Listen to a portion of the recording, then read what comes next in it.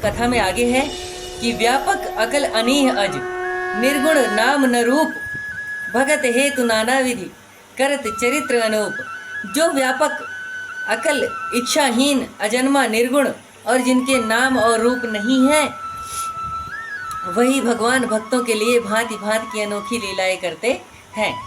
कि अब इस बात को समझिए कि आत्मा तब परमात्मा, आत्मा से ही परमात्मा का मेल कैसा है कि ऐसे ही आत्मा को भी जाना नहीं जा सकता है। आत्मा एक अणु के समान है, ऐसे ही परमात्मा भी एक अणु के समान है, जिन्होंने प्रभु श्री रामचंद्र जी का रूप लेकर के राजा दशरथ के यहाँ जन्म लिया था और उन्होंने अनेक लीलाएं की थी, जिसे गा करके आज भी कलयुग में भी प्रभु श्री रामचंद्र जी के भक्त भवसागर को पार कर जाते हैं, जिनमें न धन की इच्छा है, न लोभ है, न माया है, न मोह है, तो इन सब से पहले ही विगत हो चुके हैं। अब आगे है, यह सब चरित्र कहा मैं गाई, आगिली कथा सुनहु मन लाई, विश्वामित्र महामुनि ज्ञानी, बसई विपिन शुभ आश्रम जानी।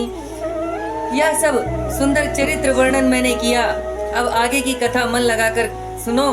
ज्ञानी विश्वामित्र मुनि वन में अच्छा आश्रम बनाकर रहते थे, जहाँ जब यज्ञ जोग मुनि करही, अति मारीच सुभावि डरही, देखत यज्ञ निशाचर धावई, करई उपद्रव मुनि दुख पावई।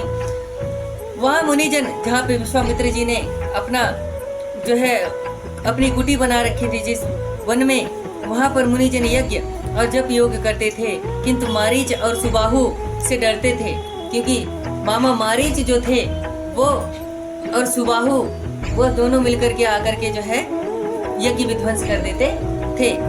यज्ञ देखते ही राक्षस दौड़ करके आते और ऐसे उपद्रव करते थे कि जिससे मुनि लोग दुख पावे, यानी उनका यज्ञ विध्वंस कर देते थे, उनके यज्ञ में ला करके रक्त डाल देते थे, खून डाल देते थे, हड्डियां डाल देते थे और उनको मारते पीटते भी थे और काट के भी फेंक देते थे। ऐसा जो वर्णन है वह आगे भी मिलता है कि अगर मुनि कहीं पर भी, क्योंकि उस समय भी राजा रावण का राज्य था और उस राज्य में वहां पर भी मामा मारीच आते थे और ऐसा उपद्रव करते थे।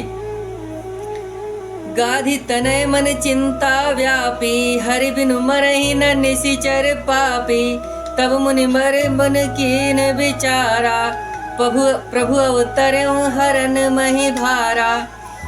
विश्वामित्र के मन में यह चिंता हुई कि हरि के बिना यह पापी राक्षस नहीं मरेंगे, यानी अगर भगवान हरि आए हैं, जन्म लिए हैं, तो उनके बिना तो यह राक्षस कभी नहीं मर सकते हैं।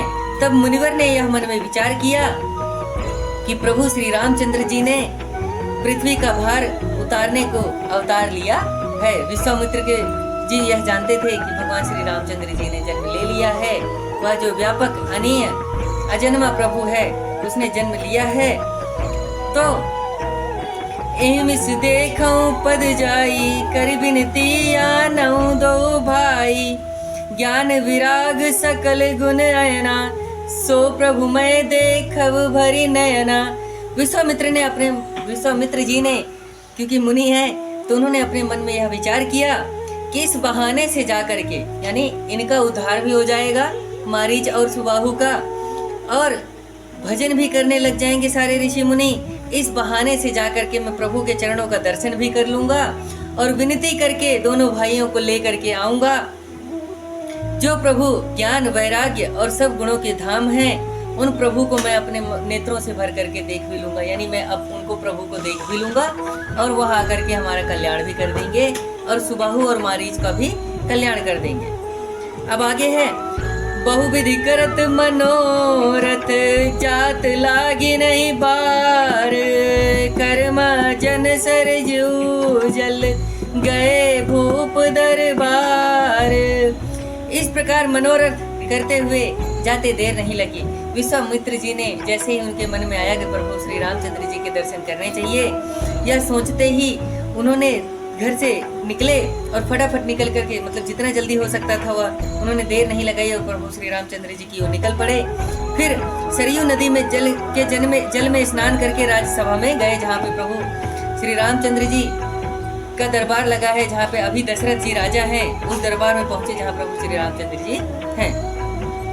मुनि आगमन सुना जब राजा, मिलन गयऊं लय विप्र समाजा।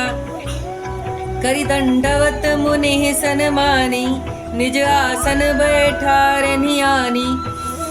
जब राजा ने मुनि का आगमन सुना तब वे ब्राह्मण मंडली को संग लेकर के राजा उन मुनि से मिलने गए, यानी विश्वामित्र जी से मिलने गए और उनको आदर पूर्वक ला करके अपने आसन पर बिठा दिया, जहाँ पे राजा स्वयं बैठते हैं वहां पर ला करके उन्होंने विश्वामित्र मुनि को बिठा लिया।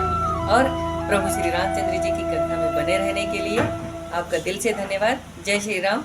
आगे अनंत कथाएं हैं जहाँ पर प्रभु श्री रामचंद्र जी अनेक लीलाएं करते हैं, आप सब उनको जरूर देखिए। जय श्री राम।